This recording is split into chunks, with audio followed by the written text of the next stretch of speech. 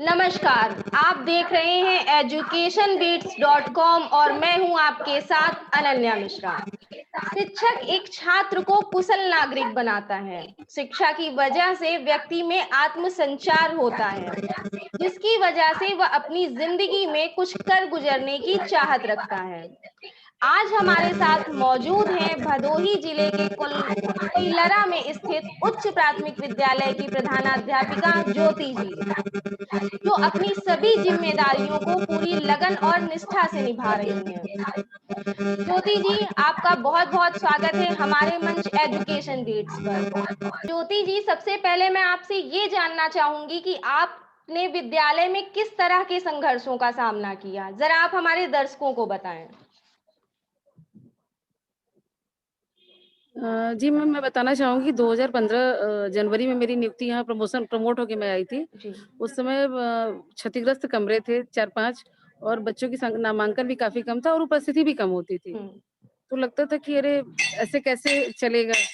फिर वहाँ से काम मैंने स्टार्ट किया धीरे-धीरे प्रधान जी से मिलके नए नए प्रधान जी आए, विधायक जी से मिलके नए कमरों का निर्माण और जब तक नए कपड़ों का निर्माण तब तक मैंने एक्स्ट्रा करिकुलर एक्टिविटी शुरू कराई। हुँ। जैसे समर कैंप हुआ, हर महीने बच्चों के एग्ज़ाम्स लेना और स्टूडेंट ऑफ द ईयर मतलब हर महीने कुछ ना कुछ प्रोग्राम करते, इससे बच्चों का नामांकन हर साल बढ़ता रहा। पहले साल जी। 137 हुए, नेक्स्ट ईयर 18 हुए, फिर उसका 278 फिर लास्ट ईयर 342 थे और नाउ 360 चलिए, बहुत अच्छी बात है, आपने तो प्रयास किए। ग्रेजुअली जी। इंक्रीज़ हुआ है और बच्चों के स्पोर्ट्स में पार्टिसिपेट अच्छा।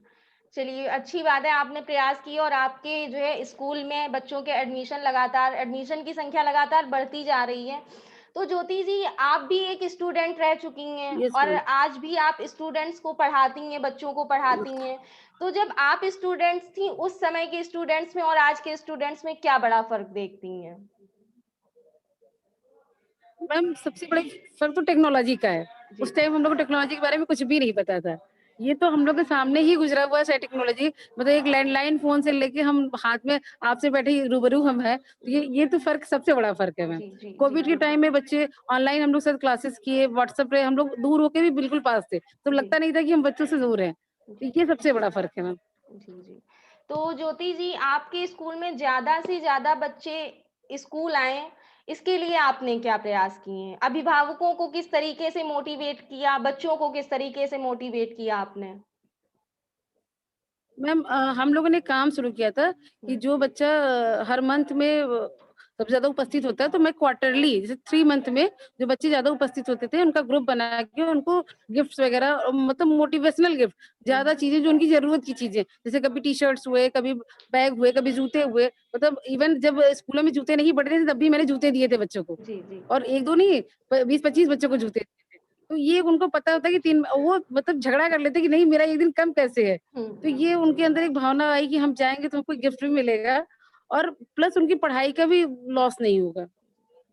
और बिल्कुल। एक एक 6 घंटे बच्चे हमारे होते हैं। हुँ। हम एक बात और 6 घंटे बच्चे हमारे होते हैं। बस खुद हमके उनके गार्डियन होते हैं। तो मैं उन्हें एज़ ए मतलब अपने बच्चों की तरह ही ट्रीट करती हूँ। चलिए, बहुत अच्छी बात है, आप अपने बच्चों की तरह बच्चों को ट्रीट करती हैं।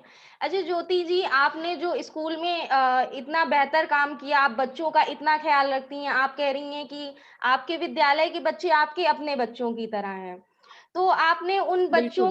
बच्चों के शारीरिक और मानसिक विकास के लिए किस तरीके की जो है एक्टिविटीज़ करवाती हैं? मा मानसिक विकास के लिए जैसे मंथली एग्ज़ाम्स वगैरह हुए और प्रिंट रीड मटेरियल मतलब सारे क्लासरूम से प्रिंट रीड मटेरियल लगे हुए हैं। हुँ। हम लोग वर्कशीट्स निकाल के बच्चों को देते हैं, जी। वर्कशीट पे वो अपना काम करें और हे फिजिकल के लिए स्पोर्ट्स वगैरह में पार्टिसिपेट करना, स्पोर्ट्स के गवर्नमेंट भी अब ध्यान दे रही है, स्पोर्ट्स के सारे बिल्कुल। इक्विपमेंट है और नहीं भी तो भी हम लोग सब कुछ कराते थे बच्चों को मतलब एक पीरियड जो फिजिकल वाला होता है, हुँ। उसमें पूरा उनको फिजिकल पे ही ध्यान दिया जाता है। अच्छा। मतलब बच्चे का सर्वांगीण विकास हो। एक हुँ। हम लोग हर साल 8 मार्च को एक हम लोग कॉम्पिटिशन कराते हैं। उसमें बच्चा ओवरऑल मतलब इवन सिर्फ पढ़ाई-लिखाई में नहीं, हुँ, हुँ। डांस में और स्पोर्ट्स में निबंध, पेंटिंग सब में जो फर्स्ट होता है लड़का उसको हम लोग स्टूडेंट ऑफ द ईयर चुनते हैं। ये 2-3 साल से हमारे यहाँ प्रोग्राम चल हर ईयर होता है ये। चलिए बहुत अच्छी बात बताई आपने कि आप जो है हर साल प्रतियोगिता करवाती हैं। तो ज्योति जी यस ऐसा भी मैम। माना जाता है कहीं न कहीं लोगों की एक ये सोच होती है कि सरकारी स्कूल में जो बच्चे पढ़ते हैं उनमें अनुशासन की बड़ी कमी पाई जाती है। इस बात से आप कितना नहीं सहमत सर, हैं? नहीं मैम ऐसा नहीं है सर। बच्चे बहुत ही प्यारे होते हैं, वो हर जगह उस तरह के बच्चे होते हैं। हुँ, कहीं दिखाने के लिए होते हैं, कहीं सचमुच में होते हैं। जी, अगर हम लोग कहते हैं बच्चे यहाँ खड़े रहो, तो बच्चे वहाँ खड़े रहते हैं, ऐसा कुछ नहीं है। वो टीचर के ऊपर डिपेंड करता है, अप टू टीचर, वो कैसे बच्चे को ट्रीट कर रहा है। बिल्कुल। बच्चों के साथ कहा जाता है बच्चे बनना पड़ता है। बिल्कुल, तो जब बिल्कुल। तक बच्चों में देखेंगे नहीं कि क्यों उनके साथ ऐसा हो रहा है, आप उसको ढूँढिए और ढूँढेंगे तो ज़रूर सफल होंगे। बच्चे बिल्कुल मिट्टी के कच्चे घड़े की तरह होते हैं। जैसे आप सेब देंगे वैसे ही होंगे। और जो ये हमारा 6 टू 8 स्कूल है, हुँ, 6, 7, 8 के वो ग्रोइंग एज होती है। उन समय बच्चों को सबसे ज़्यादा गाइडेंस और सही सलाह की ज़रूरत होती है। बिल्कुल, बिल्कुल सही तो कह हम रही लोग हैं। पूरा कोशिश करते हैं। जैसे कि पिछले साल मैंने 9 बच्चे राष्ट्रीय आयोग उत्तर परीक्षा में हमारे यहाँ के पहली बार उन्हें भरा था 22 बच्चों ने, हुँ, 22 में से 9 ने क्वालीफाई किया।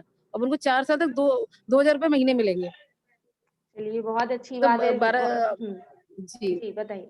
आपके स्कूल के बच्चे मतलब आपको और 12,000 अभिभावकों को सभी को गौरवान्वित कर रहे हैं कि जो है पहली बार में उन्होंने जो है ये प्रतियोगिता जीती। अरे ज्योति जी आप अपने स्कूल के बच्चों के लिए इतना सब कुछ कर रही हैं, तो आपने यस मैम। पर्यावरण और मिशन शक्ति को लेकर अपने विद्यालय के बच्चों को कितना क्या सिखाया?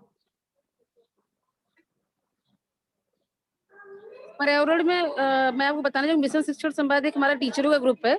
हुँ, उसके अंतर्गत में हम लोग रेड टेप मूवमेंट चलाते हैं हर जी, साल। जी, तो पर्यावरण को हम लोग रेड रिबन बाँधते हैं और शपथ लेते हैं कि पर्यावरण की सुरक्षा करेंगे।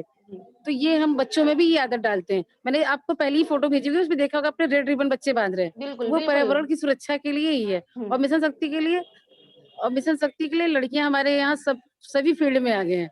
मैं खुद एक लड़की होने के नाते मैं चाहती हूँ कि हमारी लड़कियाँ बिल्कुल आगे रहें। चलिए बहुत अच्छी और आपकी सोच है और पिछले बहुत साल अच्छा आप कर भी रही हैं। जी, जी। पिछले साल वुमेन्स डे पे आदरणीय जिलाधिकारी महोदय द्वारा हम लोग को पुरस्कृत भी किया गया था।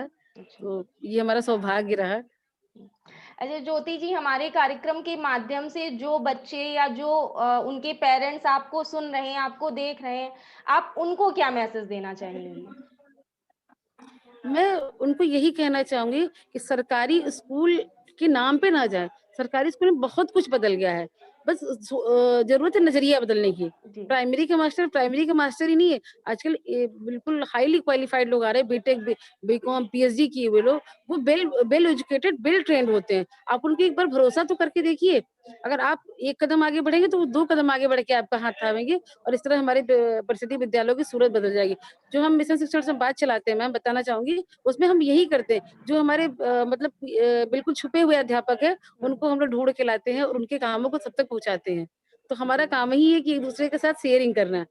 जी, बिल्कुल, बिल्कुल। शेयर करेंगे तभी तो लोग जान पाएँगे। बिल्कुल, बिल्कुल, जब तक आप शेयर नहीं करेंगे तब तक लोगों को कैसे पता चलेगा? और लोगों को ये पता बिल्कुल, चलना चाहिए कि सरकारी स्कूलों की स्थितियाँ अब बदल रही हैं, पहले की तरह बिल्कुल नहीं मैम। रह गई हैं। अच्छा ज्योति जी नो डाउट आप मैम। जी, जी, जी, बताएँ, बताएँ। जी। नहीं, नो डाउट सर गवर्नमेंट भी इसमें पूरा सहयोग कर रही है। बिल्कुल, डीजी सर भी पूरा सहयोग कर रहे हैं, तो काफ़ी चीज़ें बदली हैं पहले से। बिल्कुल। ज्योति जी मैं तो ये आप सोचती हूँ कि जो इतना मैं आप इतना बेहतर कर रही हैं अपने स्कूल में, तो आपको ये बेहतर करने की प्रेरणा कहाँ से मिली और किससे मिली? मैं बस ये प्रेरणा मुझे ऐसे लोगों से मिली जो कहते थे कि प्राइमरी स्कूल में कुछ नहीं होता। बड़ी जी, टीस होती जब मैंने शुरू से जॉइन किया था तो हुँ, कहते थे 4 दिन की चाँदनी है फिर आप भूल जाओगे, आप कुछ नहीं करोगे। जी, तो मैंने कहा नहीं मैं हमेशा ऐसी ही रहूँगी। तो आज मुझे 12वाँ साल चल रहा है मेरी नौकरी को, मैं फिर हुँ, भी कर रही हूँ। तो ये बिल्कुल, लगता था कि नहीं ऐसा नहीं है नौकरी अगर मिली है प्राइवेट जॉब में 24-24 घंटे की नौकरी करनी पड़ती है। इसमें तो सिर्फ़ हमको 6 से 8 घंटे नौकरी करनी है। उसमें भी ईमानदारी ना बरती जाए तो फिर मेरे हिसाब से ये सही नहीं है। बिल्कुल, बिल्कुल सही बस मैं कह अपना रही काम हैं। ईमानदारी से करती हूँ। चलिए, बहुत अच्छी बात है कि आप अपना काम ईमानदारी से करती हैं और आप अपने बच्चों का बहुत अच्छे से ध्यान रखती हैं, चाहे वो शिक्षा के मामले में हो, चाहे खेल-कूद के मामले में हो, चाहे किसी भी क्षेत्र में हो, आप उन्हें हर एक क्षेत्र में आगे लाने का प्रयास कर रही हैं। लेकिन ज्योति जी, कहीं न कहीं ऐसा भी माना जाता है कि समृद्ध परिवार के जो लोग होते हैं, वो अपने बच्चों को सरकारी स्कूलों में पढ़ाना नहीं पसंद करते हैं।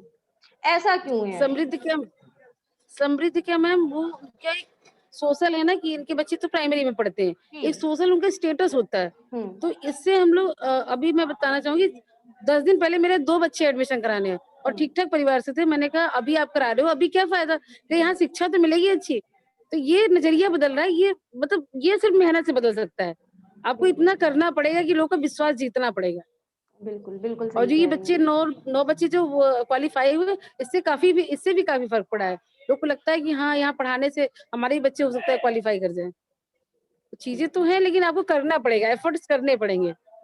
सिर्फ बिल्कुल कायाकल्प या इससे नहीं होगा। जब तक एफर्ट्स नहीं करोगे कुछ भी नहीं गेन होगा आपको। बिल्कुल सही कह रही हैं आप। तो आपने जैसा कि कहा कि ये जब तक आप खुद से एफर्ट नहीं करोगे तब तक आप कुछ भी गेन नहीं कर सकते।